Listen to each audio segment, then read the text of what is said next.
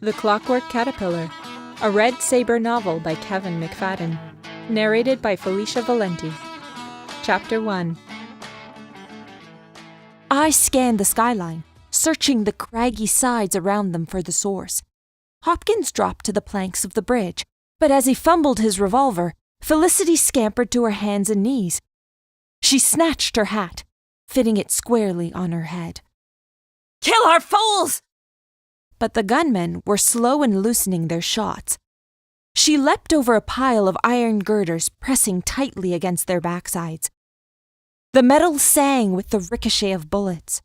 One wayward shot struck the barrel Hopkins had saved, and he felt his heart still. "Stop, idiots! You'll hit the kegs!" It took a few seconds for his order to carry. That floppy hat poked from its cover and regarded both Hopkins and his escort with equal disdain. Hopkins slipped away from its side lest another stray shot catch it. He noticed the barrel's lid had slipped loose. A thin line of black powder traced back to the body of its fallen owner. A sullen silence filled the bridge. "So, what's the plan, Hopkins?" Felicity called, her voice ringing clear in the respite. "Things be a little dire unless you're going for a final stand." Her head poked again, and the outlaw's pistol fired. But the shot was off mark. Hopkins lay on his stomach, hands still shaking with the thought of that barrel exploding. He turned like an engorged snake, inching towards his steed, standing obediently at the edge of the bridge. If he could get mounted, surely he could seek escape along the old mule trail into the canyon and away from the sharpshooter's angle. But before he could get far, the sound of iron shoes striking wood drew his gaze. All eyes on the bridge turned to its far side. A rider bounced towards them without a single shot to greet him. None dared their cover lest they invoke the sky's wrath by providing a clear line. The stallion drew upon them with flanks glistening from sweat and exhaustion.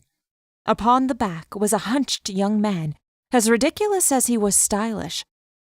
His hair was slicked and immaculately placed, a crisp suit with full breast pockets, polished shoes, and a high banded collar clasped about his slender frame. Aside from the light dusting, the clothes were peculiarly clean compared to the rest of the bridge's visitors. His was a guise more fitting the busy streets of old Rhea Silvia than the rough plains of the frontier. It was as if the Lord had plucked him from across the ocean and dropped him at the very edge of the wastes. Hopkins leveraged his pistol and released a preemptive shot, dispelling the paralysis holding fast his compatriots. At such a distance, the shot was too wide, but it served as the vanguard of an entire swarm. The horse cried, kicking at one shot that found mark in its flank. It bucked and knocked its rider free. Frightened and directionless, the beast made the only sensible decision and fled. Its owner scrambled for cover behind the scattered rubbish. "What are you doing?" Felicity called. Crawling on all fours, the gentleman dodged and wove amongst the barrels and wood piles. "Reinforcing! It appears your lovely self is in quite a bind." There was no telling how many of her men remained. Hopkins abandoned all subtlety, emptying chambers to cover his escape. "Toss me your pistol!" Felicity cried. "Where's yours? It got misplaced. Misplaced after all of your lecturing? Schroeder!" Her tone was weapon enough, and Hopkins pressed up against a thick girder, fearing a discharge. He waved for his hands to move and flank them. But the craven snakes shook their heads, hunkering further within their cover, despite their clear advantage in numbers. Hopkins shouted at the closest spring calf, and when his head shook a second time in defiance, Hopkins deposited a lead ball in his brain pan as payment. "Kill her!" Hopkins screamed. "Or I'll kill you!" There was reservation as the outlaws debated between the untamed they knew and the ones they didn't amongst the rocks. A pistol tumbled through the air and bounced, twirling along the planks, until it came to an abrupt stop well short of Felicity's position. "You throw like a girl." "But I love like a man," Hopkins raised his jittering firearm towards the lonely weapon. This was an opening. If she stepped out to retrieve it, he could strike her down. He followed the slow inch of her wide hat as it worked along the beams. Then, a large hand reached out, and he squinted in concentration. He squeezed, trying to keep the shaking of his arm from reaching his fingers. The shot missed, but the arm retreated. I hope you're satisfied. I'd rather Pacal. My captain, you wound me. At least he can throw. It happened before Hopkins expected. From the newcomer's cover flew a hammer, catching the stranded pistol and sending both skittering to Felicity's waiting arms. There was no hesitation. Felicity dashed to the fallen barrel, popping out the chamber and removing the bullet. Hopkins raised his pistol for a second shot, but the woman kicked the barrel away. It tumbled across his sight. She fell to the ground, but not from a strike. She held the cocked hammer close to the stretching black line of powder and pulled the trigger. The spark was so brief as to be almost invisible. The flame from the discharge ate the powder greedily, rushing up its twisting path like a frenzied lizard. It popped and hissed as its rolling parent fed it a direct course to the huddled gunmen. Hopkins' heart stopped as he saw her game. He flew from his cover. The sharpshooter be damned. Little else pressed upon his mind as he scrambled for the horse. Others shouted and ran. Most were too late. They fell like pegs hammered into the rail by a grand, unseen hammer. Those that weren't struck down were caught in the blast. The explosion was spectacular. A great geyser of splintered and burning wood mixed with charred metals into a hailstorm of deadly debris. The force of the blast knocked those closest to the ground and sent Hopkins tumbling roughly into wood and dirt. He coughed, gasping for the air pounded from his lungs. He looked towards the bridge. The planks burned fiercely and the steel shook and groaned. Burning wreckage fell like the Lord's divine wrath. Some of those fiery pieces caught other barrels. The fireball was spectacular. Metal girders bent before its majesty. The bridge twisted like a loosened rope. Its death rattle shook the canyon itself. The fate of the glorious Belt Bridge was sealed. Like lips of a parting mouth, the structure peeled back to reveal the gaping maw of the canyon's throat. Greedily it drank the wreckage, swallowing whole tools, towers, supports, and bodies indiscriminately. Hopkins scrambled to shaking feet as the floor beneath him buckled. He lurched forward, tossing any useless fool who fell across his path backwards into the abyss. He heard the pitying cries of his horse, and he made for it with single-mindedness. The woman's shout followed his heels. Schroeder! He dared a glance.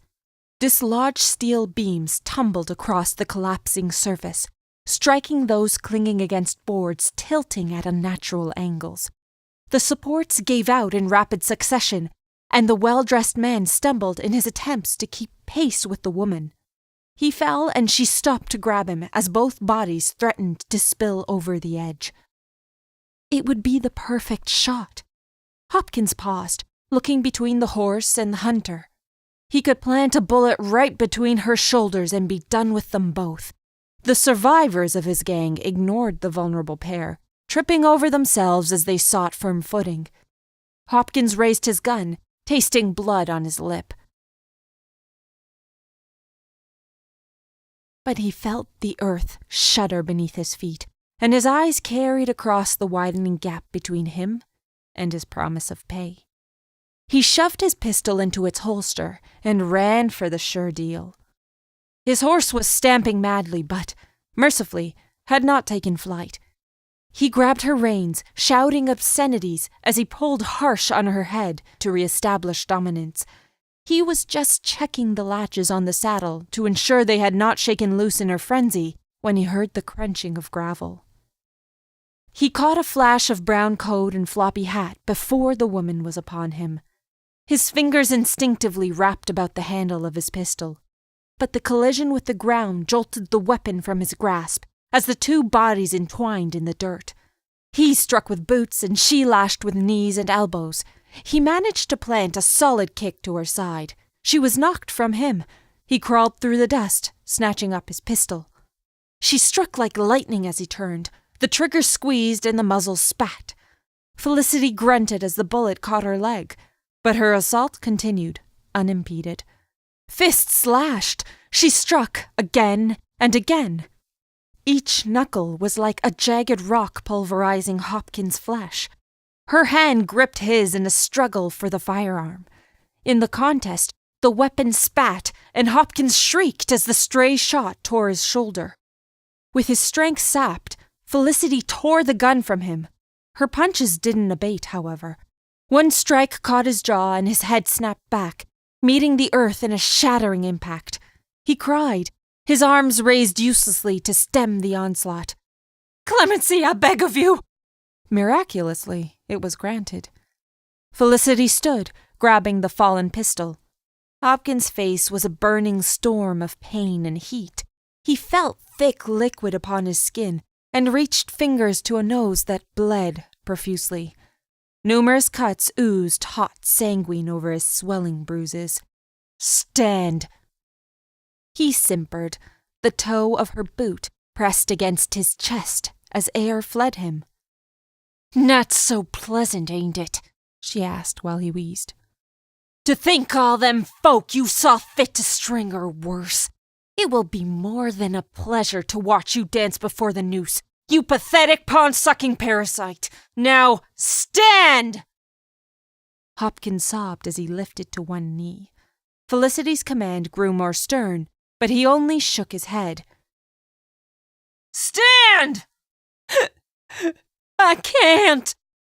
Great unseen fingers wrapped about his torso, as Hopkins was lifted effortlessly upright. He stumbled. Turning, he found a massive specimen of a man wrapped in thick muscles beneath a wide, golden frame barely contained within worn clothes. But though his dress lacked remarkability itself, he was bedecked in odd adornments. Around his wrist and ankles were thick roped bracers, a trio of deep purple feathers covering their length. The tendons of his hands were highlighted with bright ink, running along his knuckles and well beneath his sleeves. A clatter of polished green rocks etched into the shape of round, stylistic faces jangled from his neck. Each head was deformed, with massive tongues, large ears, or great almond eyes. A strange mantle rested about his shoulders, fashioned from brightly dyed cloths woven into intoxicating patterns, and fringed with tattered colored feathers. And over one shoulder was slung a marksman's rifle. "Buck Skawalik, Captain. Fine day for catch." Felicity smiled at the southerner. "Fine shootin', Pakal. Couldn't help notice you shaving things awful close." "Forgiveness, Captain. Had to pay Kukulan respects. But you's a kimi touch." She looked at her leg and the wound which spat blood. She shook her head. "I'll be fine. Best see to Schroeder, though." "I shall yet live!" Only now did Hopkins see the suited man seated upon the brink of the new precipice, nursing his ankle while looking thoroughly less respectable than when he arrived.